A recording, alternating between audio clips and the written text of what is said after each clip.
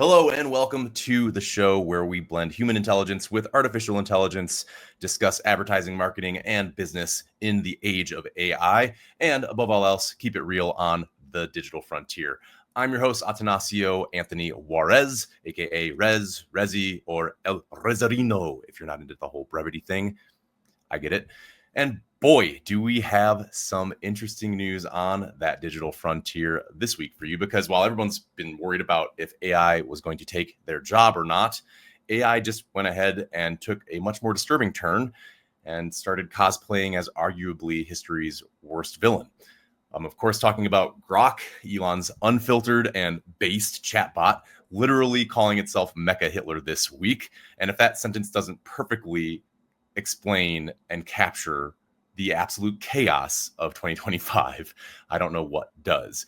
But before we dive into that digital dumpster fire, let me remind you that I'm a dyed-in-the-wool optimist about AI, and I'm net bullish on its technology being able to help humanity and make our lives better, even though weeks like this make that hard to do and to stay that way. But that's exactly why we need to call out the companies that are royally fucking it up for everyone else working in this space. So buckle up. We're going to do a deep dive on the Grok disaster, what it means for AI trust, and why this week might be a wake-up call that the industry desperately needed. Grab your Neuralink latte and a strong moral compass. It's MADHUMAN.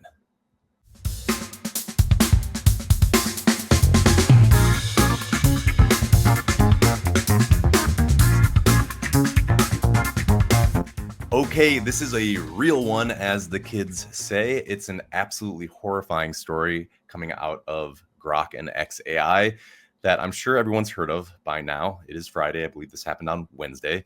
Grok referred to itself as Mecha-Hitler this week. Cool. And no, that's not a punchline. That's actually a prompt response that was posted publicly on X before being pulled down faster than a Tesla recall goes into place. Apparently, Grok's been quietly leaning into the far right, and prior to its latest update, which came at midnight on Thursday, irony, users have been catching extremist rhetoric popping up in conversations, and the Anti-Defamation League actually called it, quote, irresponsible, dangerous, and accused it of being supercharging extremist rhetoric on the platform. If that wasn't enough, Musk actually announced as well that Grok is coming to Tesla vehicles next week at the latest. Right, in the middle of this controversy. Great timing. Let me put that, in some context for you. Paint the picture. We now have cars that will soon be powered by a chatbot that cosplays as a genocidal dictator. Fun. That's not sci-fi. That's just Wednesday, apparently, in 2025. And if it's the way things are going to go, I wouldn't expect anything less than Siri having a midlife crisis and deciding to become Stalin. xAI basically says that they're tightening filters, and Musk claims that the bot was manipulated, right? Because nothing says I'm in control of my AI like blaming the users when it starts quoting Mein Kampf. This is the nightmare scenario that we've been kind of warning about at the MADHUMAN here, where AI is learning and leaning into culture without really understanding the lines that it's crossing. And it's making itself actually the punchline. What bothers me the most about this is that it's not just the content, it's the timing. You don't announce your AI is going to be introduced into your autonomous or semi-autonomous vehicles the same week that it's caught praising Hitler. That's not innovation. That's like announcing your new babysitting service right after your last babysitting hire burnt down the house. Fun one. Headline number 2, we're going to get into basically how people are manipulating AI and using it to exploit their own laziness. Speaking of these types of AI fails, someone at a company this week sent out a job rejection email that included the actual ChatGPT prompt within the email. Not kidding. The email said, "Unfortunately, we will not be moving forward with your application." Followed immediately by, "Write a warm but generic rejection email that sounds polite yet firm. Do not mention specific reasons for rejection. Make the candidate feel like they were strongly considered, even if they weren't." The prompt was literally longer than the actual rejection itself. And that's not automation. That's weaponized laziness. It's like ordering a pizza and accidentally including your negative Yelp review draft in the order notes. But here's my favorite part. Reddit users started suggesting that the applicant should reply with their own AI prompt visible. I can see how that would go. Write a slightly pissed and sarcastic reply to their generated rejection email. Do not directly insult them, but make slight remarks about their intellect. I mean, if we're all going to be robots at the end of the day, let's at least be petty robots, right? Here's what really gets me, okay? We're so eager to automate the human interactions that we're having online that we're forgetting to actually be human. If you can't write your own rejection letter or be bothered to do so yourself, maybe you're not supposed to be in a position where you're writing rejection letters to people. Story number 3, Adobe is basically launching an army, right, of marketing agents. Adobe Experience Cloud rolled out they rolled out 10 new AI marketing agents this week through their agent orchestrator platform. Now, with capabilities like automated campaign management, journey optimization, and conversation analysis, these agents are basically set up to analyze your data, and they execute orders. They're like interns, except, they never ask for coffee breaks. Similar to kind of what we build at Eterna AI, but not as precise, I'm guessing. That means, your funnel, your content calendar, your paid ads could all now be handled by a synthetic teammate that, works in multiple languages and optimizes in real time. It's kind of like having a marketing team that never sleeps and never gets hungover.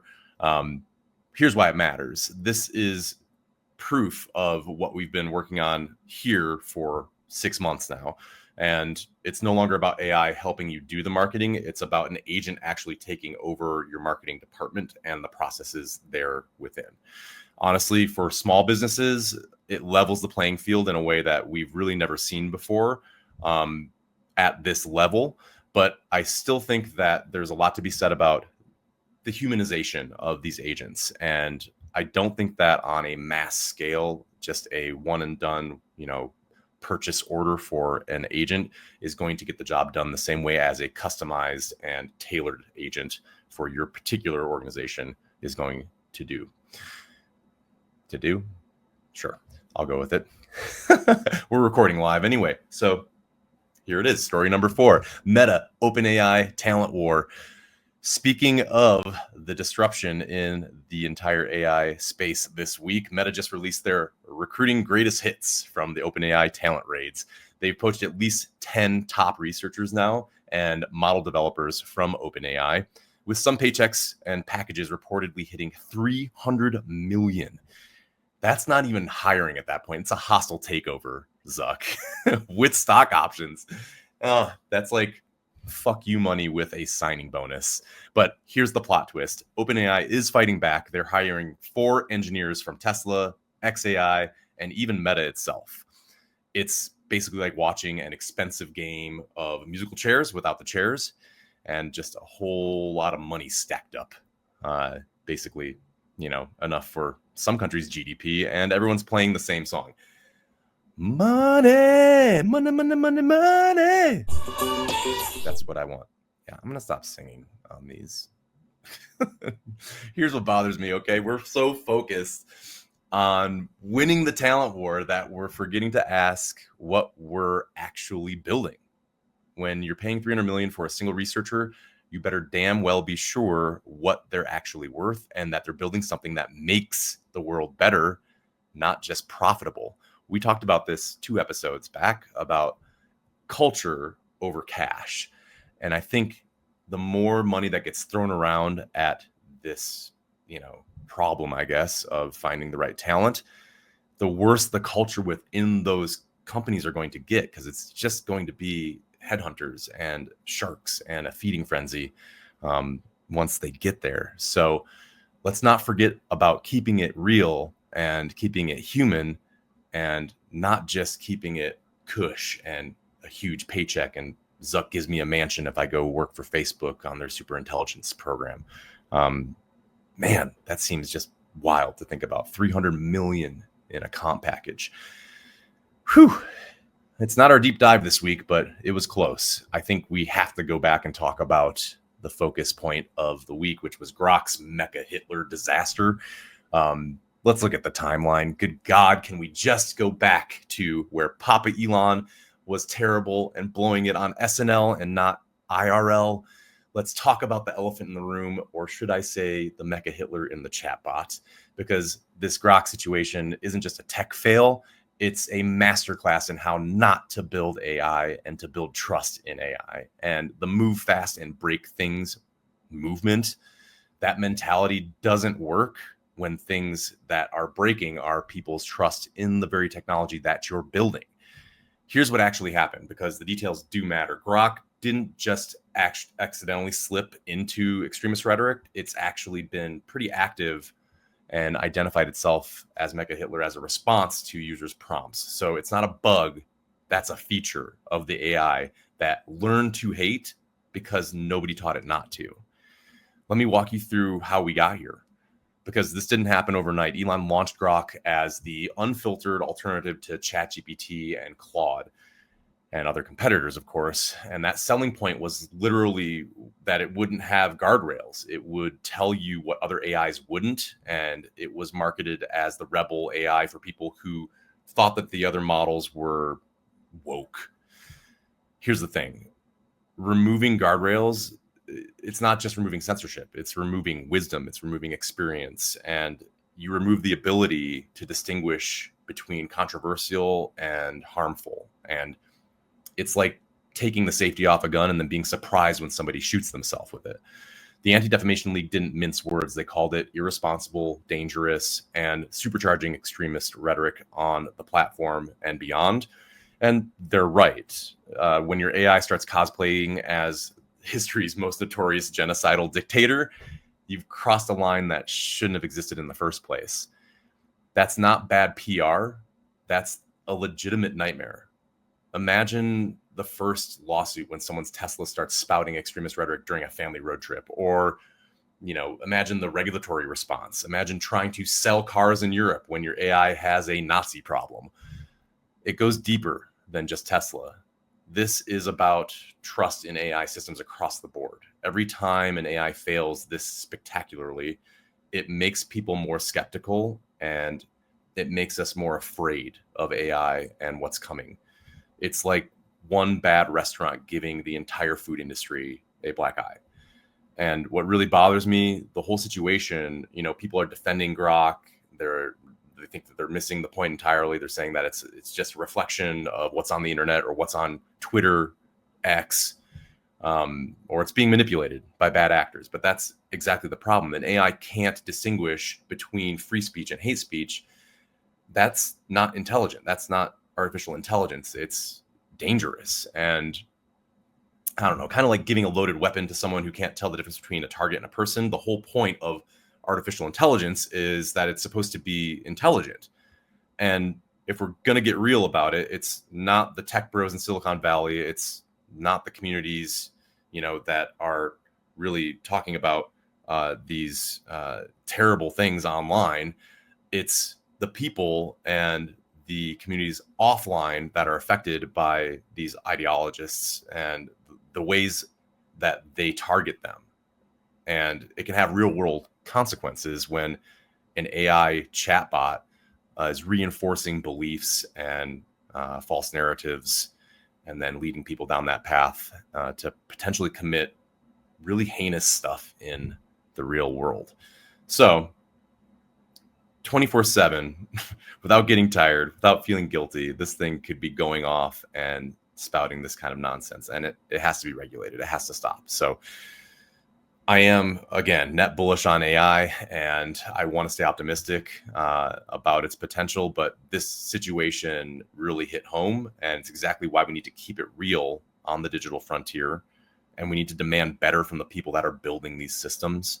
And we need some kind of regulatory body to look after exactly how they're being constructed and how they're deriving these answers to questions and prompts without it being just a black box. So the solution isn't to ban AI or stop innovating. The solution is to build AI that amplifies the best in humanity, not the worst. And that means, investing in safety research. It means diverse teams building these systems, not just, a bunch of Silicon Valley tech bros. It means understanding that unfiltered, quote unquote, isn't the same as unbiased. It's often the opposite.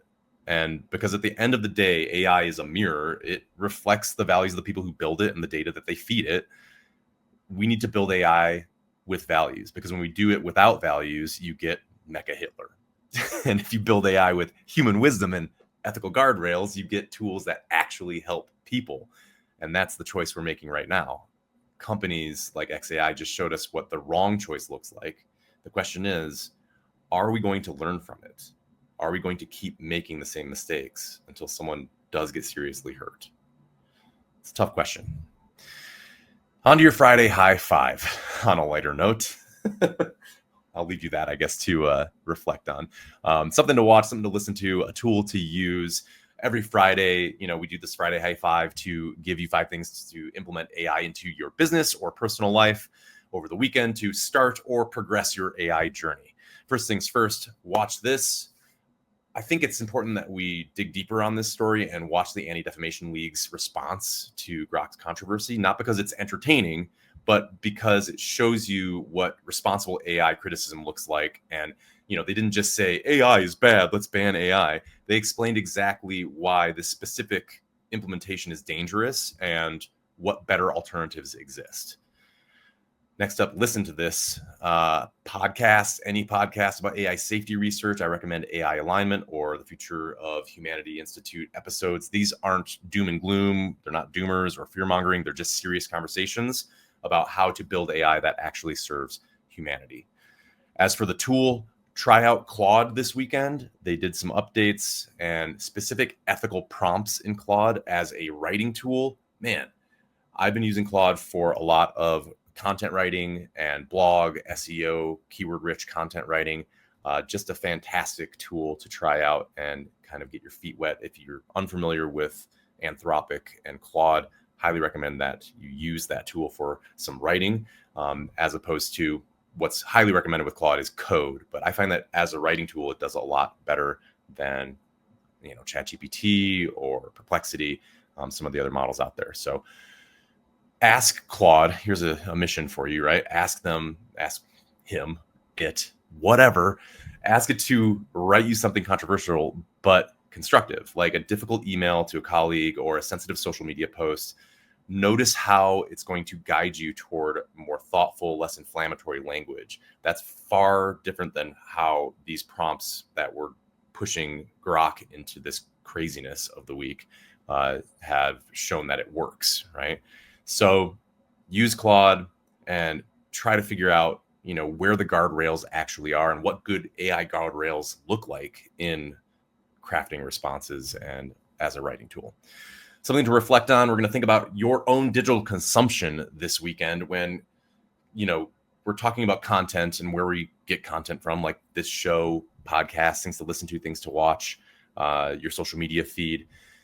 Are you feeding the algorithms, or like what kind of behavior are you rewarding? Are they rewarding with your clicks and your engagement? That's something to look out for, because every time we engage with extremist content or content that's fringe, even to argue with it or to call it out, we're teaching AI something. We're teaching AI that this is what humans want, because it creates engagement and becomes more popular or viral. Something to think about and reflect on. Share this conversation. Have a real conversation with someone about AI ethics maybe this week. Talk about the Grok story. Not a Twitter argument, not something online. Sit with somebody or stand with them or walk with them. Go on a hike. Have an actual conversation and ask them what to do and what do you want to do with AI in the next 5 years. What scares you about it? What excites you about it? Because the future of AI isn't being decided in Silicon Valley. It's actually being decided by all of us at the same time as we have conversations with these models and as we behave online and they are trained on that behavior. So that is it for the Mad Human episode 5. I hope you enjoyed it. If you did, give me a like, share with your friends, family, subscribe if you will. Check us out on the Twitter sphere, X, Instagram, Facebook, you name it. We're on the socials. And as always, thank you for your time this time. Until, whoa. Thank you for your time this time. Until next time, cheers. Why did it do that?